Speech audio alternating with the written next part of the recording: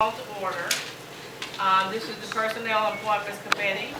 It was supposed to meet at 6:30, but unfortunately, there was a discussion that in the other committee that had to be discussed thoroughly and forthcoming. So I appreciate the fact that my agenda is cut short. Okay, I have the roll call. Councilor Martin. Present. Councilor Thomas. President. Acknowledging Councilor King and Councilor President Weaver. Also, Director Hemmings is present. And the Councilor Graham had permission to leave. Also, remarks of the public. I won't say how many minutes because Mr. Holmes don't provide that. I don't even know what's on the agenda. I haven't seen no agenda. Well, I'm sorry that you ain't got no time. What's on the agenda? Let me know. Let me see this. Let me see this. Wait, I then you come on up. I ain't. Oh, you ain't got one more? Don't enable him. Going in like, you know, my real quick, 1, 2, 3. Okay.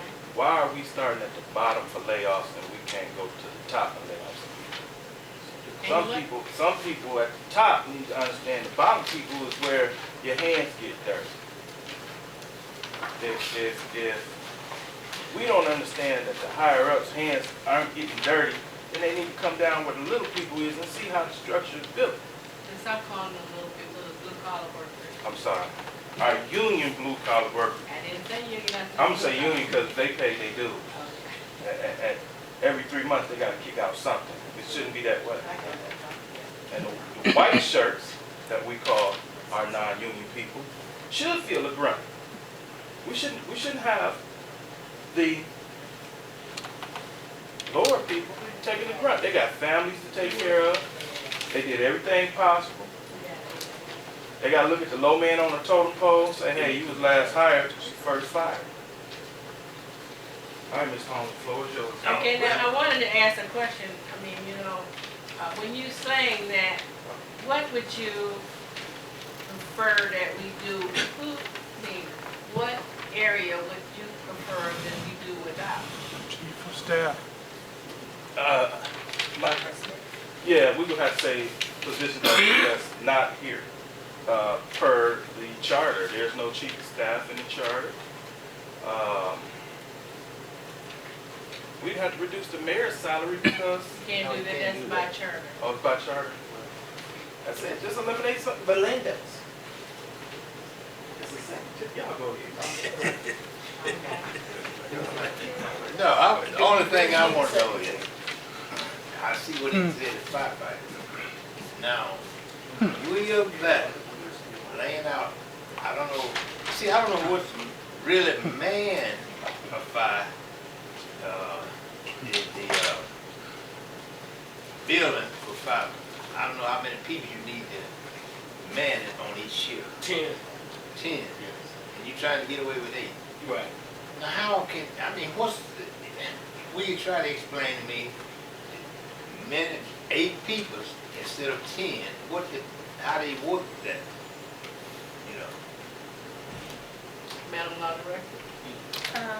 I think that the chief of fire should be, responsible better to your. Yeah, but what I mean is, they should have, I guess, one on the engine, one on the hose. They got different perspectives that they have on each shift, what I'm trying to find out.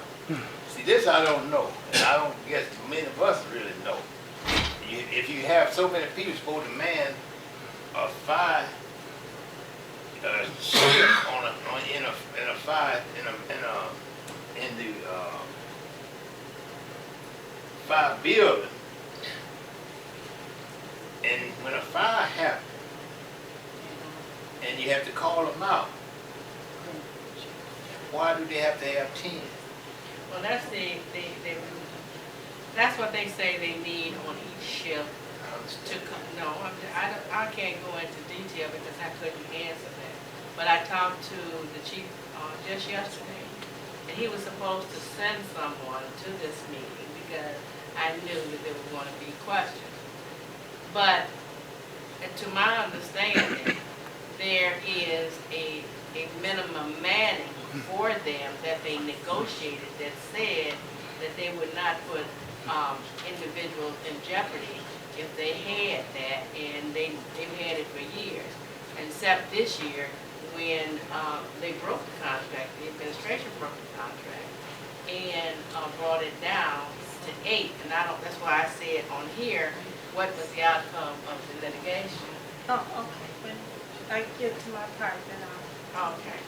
So, but I can't tell you in detail who rides the pump truck, who does this or who does that, and why they need X amount going into the building or that. I can't answer that, but I was going to have him here. But I'm going to cut my meeting in half, and I guarantee you I'll have someone from the fire department come the next time. Yeah, is there a state minimum? Do the state have a minimum or what? Mr. Holmes? No, they had the minimum. It was something that they negotiated. Is that, or was that a state requirement? No, there's a national requirement, but each city has negotiated a different level of what is called the minimum manning clause in their contract. So some cities have 17, some cities have 12, some people have 7, some cities have 6. And when I talked to the fire chief in Cleveland, he said that ours is the one of the highest manning there is. Because I don't think Cleveland has that 12 manning clause. I don't know. I don't know either. So But I just these are have- things should be addressed and should have knowledge of. You see, because when a fire breaks out in a house or something like that, it can be very, very dangerous. Yeah. You know, Especially if you're going with those men. What if on that ship a person gets sick or something like that? that's why they got the 12. Yeah, but you only got 8, you said. No, now you got 8. That's what I'm Is that saying. it? We still got 8. We got 8. That's what I'm saying. You know, when you drop it down. Yeah, Yeah. but okay. Tell me Mr. King over here, he got the answer. Okay, we're going to, we were going to do the council handbook, but we're doing the status of the current layoffs, which Melinda from the personnel office left because there was, she had to go. And the outcome of litigation regarding the firefighters, our law director is here to deal with that. Okay, with reference to the status of current layoffs, as you are aware, on October 12, 2012, we were declared to be in fiscal emergency. That meant that we were put under the Dave Yost Office of Fiscal Supervisors, and a financial committee had to be established. They were established in order to develop a 5-year recovery plan. That recovery plan necessitates that at this year, 2016, almost $1 million had to be cut from the budget. Initially, it was $450,000, then another $300,000 was certified to be a loss from our property taxes. So altogether, this year called for $785,000 to be cut from the budget. Then with the other $300,000, that meant almost $1 million had to be cut from our budget. Next year, there has to be another $1 million on top of this $1 million to be cut. And then in the, that's 2017. Then in 2018, $2.6 million has to be cut from the budget. Then in 2019, an additional $2.6 million has to be cut. So there was nothing left to cut from, In 2011, we had a complement of, I believe, a minimum manning of 12 firefighters. Then that was negotiated down to 10. What happened was many times someone would call in sick and a full-time firefighter had to come in, which would engender overtime. So we hired 15 part-timers in order to cut the amount of overtime that had to be paid. Still, we fell below many times the minimum manning of clause, which is in the IAFF 500 contract. So our cost for 2015 in overtime was $207,000. We just did not have that amount, so due to the fiscal recovery plan, we had to, as I said, cut the $1 million. So the only way to do that was to reduce a reduction in staffing. So because of that, 15 part-timers were laid off, and overtime was eliminated in order to achieve that $1 million in cuts. The firefighters sued us. They went to court last week for a preliminary injunction against us doing that. Friday, April 22nd, they also filed a temporary, well, no, not Friday, but on April 15th, they filed a temporary restraining order. We couldn't comply with that. So yesterday, we were held in contempt of court and we're being fined the court ordered that we be fined $750 per day for non-compliance with the collective bargaining agreement, which we said either we had to cut the firefighters or not comply with the fiscal recovery plan, which would have meant 15% of our budget cut every month. So we were between the devil and the deep blue sea. So in order to offset that, today we filed an appeal of that $750, so that this case is now on appeal, and we're hoping that the $750 per day penalty will thus be stayed from execution. Okay. And that somehow is what happens when you say, I'm going to break the contract. We'll have to break the contract. You can't arbitrarily do that because there is a penalty when you do something like that. You still have, like Mr. Pruitt, there is contractual obligation to be reckoned with. Thank you for that report, Madam Law Director. But I'm going to go back up here to, I'm looking, and correct me if I'm wrong because I can't understand this. We got outside, we got contracting employees. Okay. Contracting employees. Uh-huh. And you are one of those. They're either contractors or they're employees. Those are mutually exclusive terms. Well, it said independent contractors. Yes. That's or what it employees, yes. said. Okay. So, explain that to me because Miss Belinda was supposed to explain that to me. And we have all of these independent contractors working for the city, performing duties of the city as yourself. So if you could explain this to me, I would appreciate it. Well, the last law director was an employee, and that meant he was a licensed attorney with experience that could do multiple things that could appear before a diverse number of courts at the local, state, and federal level.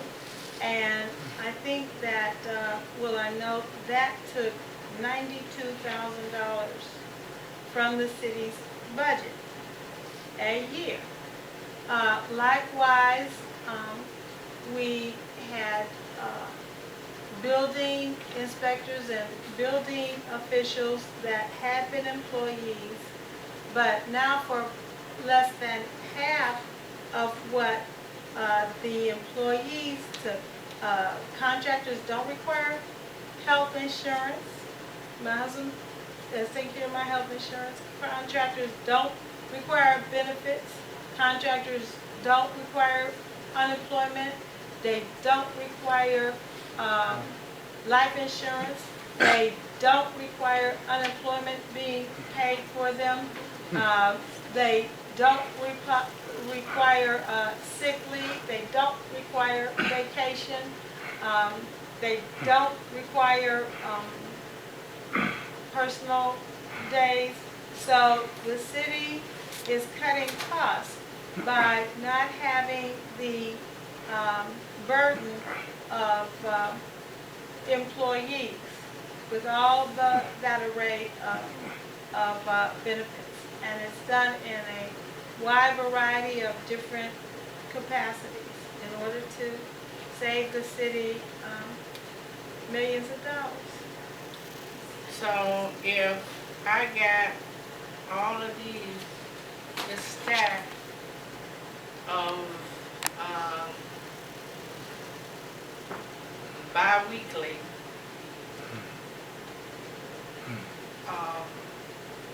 contractors, and this page says 20,752.56.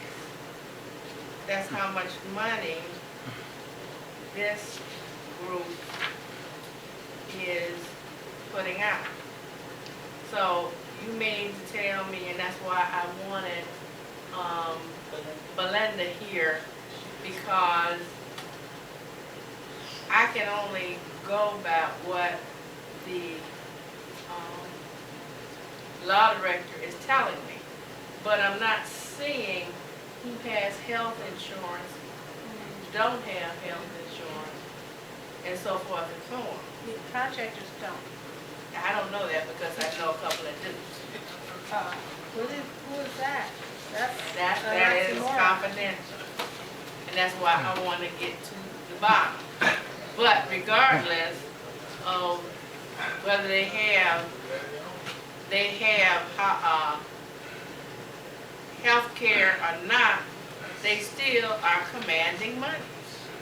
Well, most of those contractors, those 1099 contractors, are affiliated with the court because in 1963, the United States Supreme Court said that a person had a right to an attorney. So when they come into court, the judge has to have a public defender available. So there are two public defenders. Also, because of the domestic violence level here in the city, there are contractors affiliated with the intervention in that program. It's called VOCA. There's contractors that are affiliated with putting on the anger management program, the drug intervention programs, a lot of the programming in order to help to intercede in individuals who need more than just incarceration.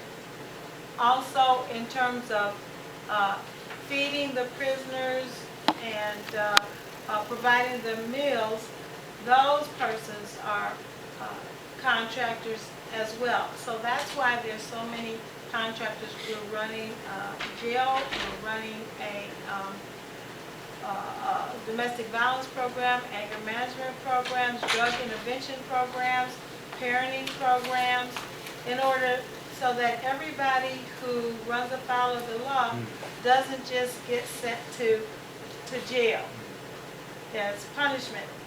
This city has long believed in rehabilitation.